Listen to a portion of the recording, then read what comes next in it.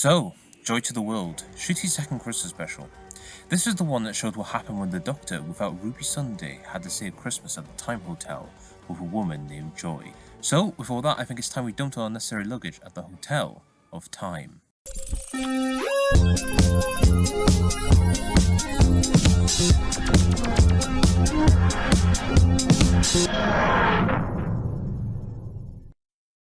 Since the Doctor's in the majority of this episode, I finally get to talk about Shruti's performance again. He really did well this first season, and to see him in another Christmas adventure just shows how much the festive specials really bring him out performance-wise. He still has that energetic energy that he exudes in most scenes, except for this time we have the Doctor stuck in some locations for a while. Like the first 10 minutes of the lobby of the Time Hotel, and the later section in 2024 to 2025, which I'll talk about later. If I have to pick a best moment for him from the special, it would have to be the final scene between him and Anita. I really felt for his sadness in having to leave her behind. Whilst watching the scene, I almost thought that he was going to let her come with him, but the fact that he doesn't just makes it more powerful in retrospect. With Ruby having left the Doctor in the finale, we have Joy as our companion, played by Derry Girl's Nicola Coughlan. Nicola did a great job of the character, giving her a lot of hidden happiness when we first see her, before she brings out more layers to the surface throughout the rest of the special. Even after she's been possessed by the Starseed briefcase, which I think she did a great job acting possessed, without making it seem played out. Best moment probably has to be the part where she tells the Doctor how hard it has been for her to survive Christmas, because that's when her mother died. It's a brilliant rant that Nicola excels at portraying, as you could just see the anguish that she has because she couldn't see her mother for the last time in person. However, I do really wish she got a little bit more in the second half, because sadly after the dinosaur scene, it kind of feels like her character was sidelined in the story until that ending. I wish she got a couple of other character moments, maybe like a scene of her trying to find the door into 2020 to go and find her mother and say goodbye properly. I think it would have been a great scene, sort of like with Rose and Father's Day. I think it would have been a great character moment which was unfortunately missed off here.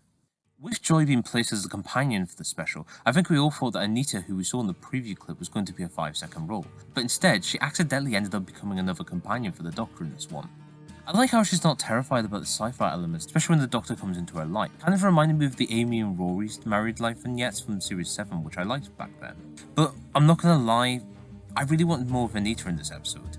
I wanted her to become a bigger character because she felt like a really great down-to-earth person, to contrast the time and space craziness of the Doctor. My favourite moment from her had to be the goodbye scene between her and the Doctor. I thought it was a fantastic scene wonderfully played, but honestly it also made me really miss her as well. It made me glad that the Doctor gave her a chance to work at the Time Hotel in the end, because I think she really deserved it. But please, Russell, if you're bringing back Ruby for Series 15, can you bring back Anita as well? Please? Thank you. Trevor is another character I wanted to mention, because I think he was very enjoyable for the amount of time that he had on screen, whether it was his introduction or him trying to help the Doctor and perishing. For some reason, I found Joe Fry's performance to be a hidden standout overall in this special. I just wish he would have been killed off so early, because it would have been nice to see him trying to chase up the lead on the Star Child, whilst the Doctor was stuck in 2025, or help the Doctor with the excursion to the multiple time zones when they had to find the rope to tie to the train. I just wish he had more in this special. But we must discuss hands down the best part of this episode, which is the section where the Doctor was stuck in the hotel with Anita, having to wait out the year of 2025 so that he could find a way back to help the universe. And yes, I will admit that the part of the Doctor and Anita's relationship wasn't a montage, but we needed that montage in the bigger picture because it was able to show the mesh of the science fiction of the Time Hotel to the normal mundane part of this hotel together. It also allowed us to see the growth of the Doctor and Anita's relationship as well. I'll also say that it gives this incarnation of the Doctor something that he hasn't done often, which is to sit down and talk, which I'll admit Ncuti really does well in this scene, so I'm really glad they were able to give a couple of minutes in this episode that allows Ncuti and Steph to really act their hearts out in this episode. Plus, as I've already mentioned, we close off this section with a lovely scene of the Doctor and Anita saying goodbye, which was the best way to end it. Hopefully they do bring something back to continue this in the future, because I'd like to see this element back at some point. However, I think there was one fundamental flaw which did devalue the episode for me, and that was the fact that we ended up having no villain or threat, which was confusing because the episode felt like it set up something that was there, that was going to be something sinister behind the Star Child, but instead there was nothing of the sort. And yes, we do have the evil corporation of Villangar behind the Star Child, but the problem with that is that Villangar created the element, but there was nothing like the ambulance droids or a face behind it to show how deadly it could be.